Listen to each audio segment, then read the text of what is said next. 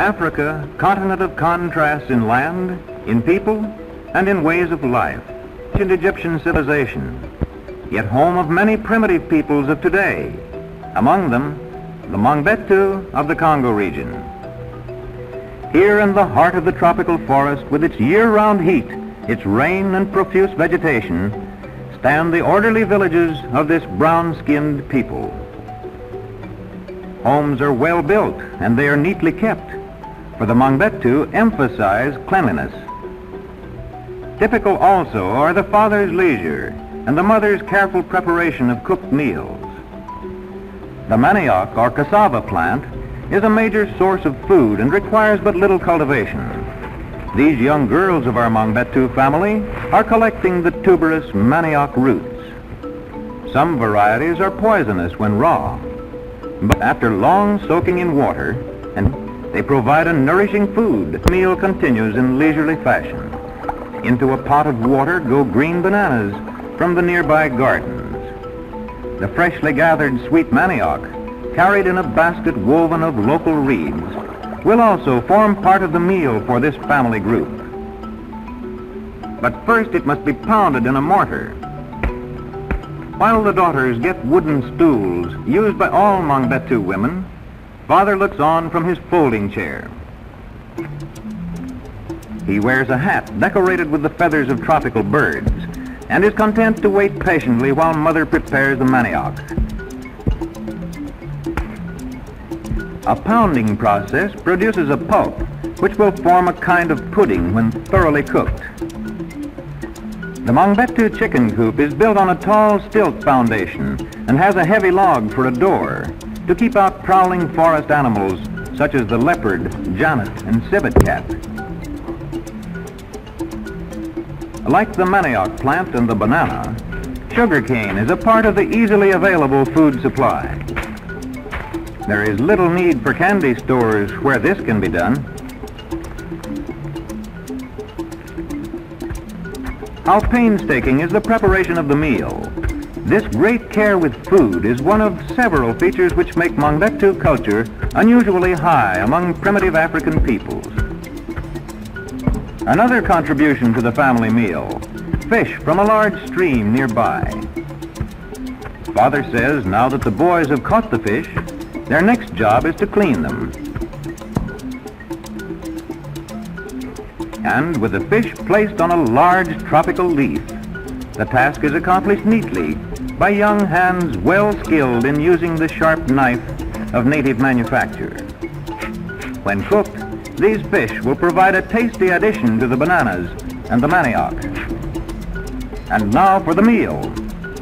Food prepared in utensils made by hand from local clay. Food easily cultivated in the hot, moist climate of this equatorial region, amid the forest that likewise offers materials for clothing and shelter, for tools, weapons, and objects of art. Just as the Chinese once practiced foot binding, and as American women once bound their waists, the Mangbetu bind their heads in the belief that this practice enhances their beauty. At a very early age, children's heads are tightly wrapped with strong cord, thus producing an elongated, cone-shaped head. In the case of the women, hairdressing too receives very special attention, as we see in this Mangbetu beauty parlor.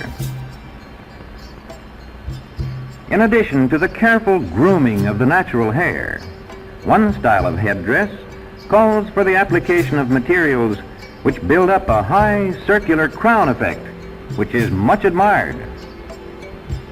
The skill of the hairdresser is further revealed in the style seen here, along with the facial tattooing or painting with black ink, another feature of feminine adornment among the Mangbetu. Pins of ivory or monkey leg bones are a common addition to the well-dressed head. Pride in appearance is clearly evident in this confident display. There is no lack of variety in the tastes of these proud Congo women, for whom hairdressing has long been one of the fine arts. For the ivory hairpins used by Mangbetu women, elephants provide the raw material, and many other highly prized products of Mangbetu art have their beginnings in elephant tusks. This raw material will acquire a rare beauty in the ivory carver's hands. After an examination of the tusk, the artisan cuts off the end portion. For this work, the European saw has replaced that of native manufacture. The length of the hollow portion is measured, and a piece of solid ivory is obtained. This adze, produced by the native blacksmith's art, is used in the rough shaping of the ivory and in the early stages of the carving.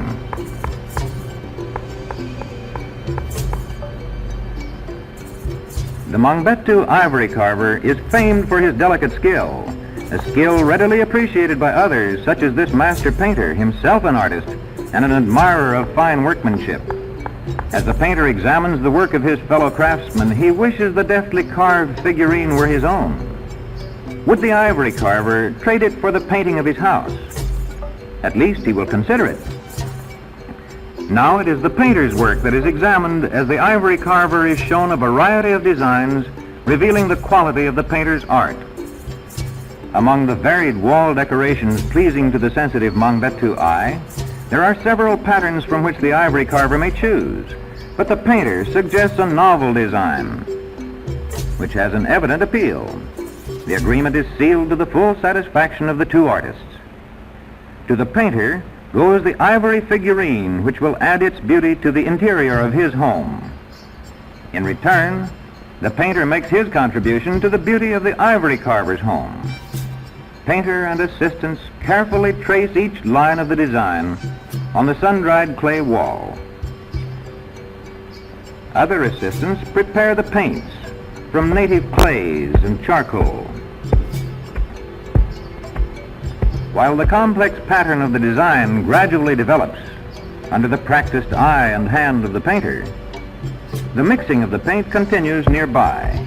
Through pounding lumps of an iron-bearing clay which characterizes Mangbetu land, a red-colored paint is obtained. A white clay and another made black by being mixed with charcoal are also prepared for application to the design, which is receiving its finishing touches.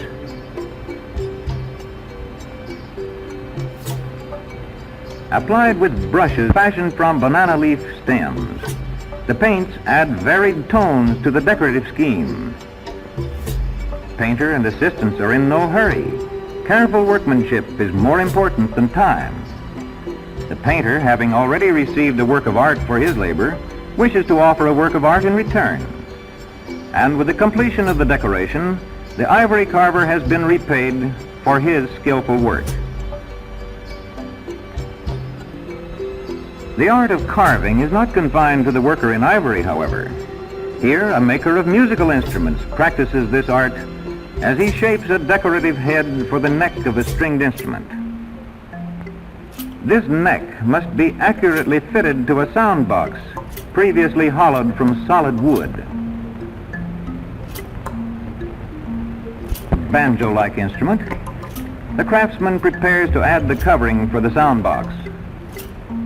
This covering is of antelope skin, and when dried, it will help give a pleasing resonance. After being stretched tightly over the sound box, the skin is sewn together at the bottom with a needle made by a Mangbetu blacksmith. The thread is of fine, strong vegetable fiber. The next step will involve burning holes in the neck for tuning pegs. A young helper is heating irons for this purpose. When red hot, they will easily pierce the wooden stem. Thus, the elderly craftsman, aided by his young assistant, quickly bores the necessary number of holes for the wooden pegs. His skill is evident, for the pegs fit tightly. Next, strings of twisted vegetable fiber are carefully attached to a rib in the sound box and to the tuning pegs on the neck. And now, after the instrument has received a final tuning, a youthful observer is allowed to use it for a trial performance. To the accompaniment of its rhythmic strains, several children join in a characteristic dance.